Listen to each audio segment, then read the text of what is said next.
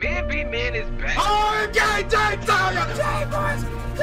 oh my gosh, the ring got messed up. This is a 5 out of freaking 5. It is beat making time. Next week is E3 week. My album comes out next week. I have the leopard. You know what I'm saying? That's true. You know what I'm saying? But oh, look at that! Oh my God! This is your boy. All right, ladies and gentlemen of the YouTube citizens, y'all know who this is. This is your boy Inferno.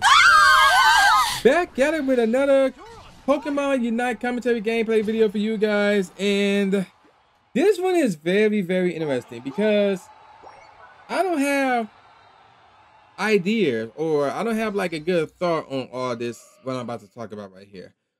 So what am I talking about? Nintendo. Now, no, I'm not talking about Pokemon Scarlet and Violet or anything like that. We talking about something else. So Nintendo have a habit of giving out cease and desist letters. So, for example, there were maybe like custom-made Joy-Cons that somebody might have made and were giving them out for free, whatever the case may be. Nintendo would show up and hit them up with a cease and desist letter, said, nope, you can't do that. Or you may create ROM games based off of old Nintendo games that that Nintendo have no intention of bringing back.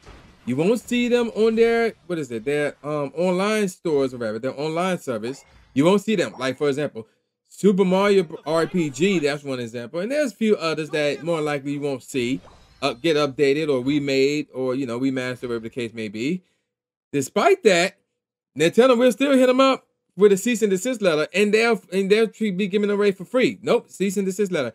Here's the one that got me. Somebody uploaded pictures of a I don't remember what year, so I'm gonna just guess and say 1996. Of a 1996 magazine talking about the Nintendo 64 or Super Mario 64. Somebody actually did that, and it was online for free. Nobody was selling them. Nintendo hit them up, said, nope, take them down. That one really got me. And then, of course, there's some people who uploaded Nintendo soundtracks on YouTube because Nintendo don't sell soundtracks. They don't have OSTs or anything like that. Nintendo hit them up on YouTube. Nope, shut them down, get rid of them. And it's like, Nintendo, what the heck are you doing? Like, you're not offering this stuff, and yet you won't let anybody else share it. So, what the heck are you doing? Well, this one I have questions about, and not in a good way nor in a bad way, but I still have questions. So what happened? Smash World Tour is canceled. So I had no clue that this was a thing, but yeah, apparently this was a thing, and Nintendo struck again. Now, here's the thing with this one. I have no clue about this one because of some very interesting stuff that happened involved in this. So let's see, what is Smash World Tour? So I had no clue what this was. So Smash World Tour was an international tournament circuit in which competitors for both Ultimate and Melee can qualify for the Smash World Tour Championships. By attending community events all over the world, players can accumulate points in the Smash World Tour standings. So this was a big deal. And apparently it costs money to enter. Not much, but it still costs money to enter. But yet, Smash World Tour, right before their finals and the entire 2023 has been canceled. So I learned about this from IGN on Twitter. So basically, and I found this article from IGN. There's two articles out here actually, and I guess you could say they're kind of related. So check this out. Days after news that Smash World Tour will be canceling its final 2022 championships and 2023 tour, Nintendo has offered a lengthy statement over the decision to not offer SWT, that's what we call it, Smash World Tour, a license to host Smash Brother events. In a statement to IGN, Nintendo says that is, and I'm quoting here, the decision was solely based on our assessment of the proposal submitted by the SWT and our evaluation of their unlicensed activities. They added that any partner that we grant a license to has to meet the high standards we require when it comes to the health and safety of our fans. It's also important that a partner adheres to brand and IP guidelines and conducts itself accordingly to professional and organizational best practices. We use this same approach to independently assess our partners. If we discover that a partner is doing something inappropriate, we will work to correct it. And there you go with that. Now to continue on, earlier, well, this is probably like I'm reading off the article. So this article was posted December 2nd, so sometime last week. Earlier this week, or based off of when this article was posted, organizers of the SWT, one of the largest third-party Super Smash Bros. Fighting games tournaments, announced that it will cancel its final event of the year as well as its 2023 events after Nintendo declined to issue them a license to carry on Smash Bros. Fighting tournament events. The organizers of SWT published a lengthy Medium post regarding the events, claiming that without any warning, quote unquote, it was told it could no longer operate. Organizers also revealed that it was in negotiations with Nintendo to receive a license to operate Smash Bros. Tournaments, and that Nintendo even noted how SWT did not infringe on their IP. However, this point is similarly disputed by Nintendo's statement, which implies any partner must adhere to, and I'm quoting here, brand and IP guidelines, end quote, set by the company. Nintendo also reiterate that it's verbally let the organizers of SWT know that it was not asking to cancel the 2022 finals because of the impact it would have on players, and saying that the decision to cancel the SWT 2022 was and still is their own choice. Now, that's referring to something we're going to get to later on. Organizers of SWT says that it will offer full refunds to attendees of the now canceled 2022 event. The SWT organizers also accused one of Nintendo's Smash Bros. Partners, Panda Global, the organizers of the Panda Cup Smash Bros. Tournament, of sabotage, claiming that its founder, Alan Bunney, how you pronounce his last name, and we get more of him in a second, was telling potential organizers that SWT would be getting shut down, thereby making any potential SWT partners have second thoughts of joining up with the Smash World Tour. Nintendo says its decision, and I'm quoting here, was not influenced by any external parties such as Panda Global, and that the company is open to partnering with other organizations, and will continue to offer licenses for major tournaments outside of the Panda Cup, end quote. While Panda Global will remain a partner with Nintendo on Smash Bros., the company says that it's look forward to receiving proposals from other groups for tournament licenses. So, and there's a statement from them, and then there's a lengthier statement on Medium.com. Both of these are available.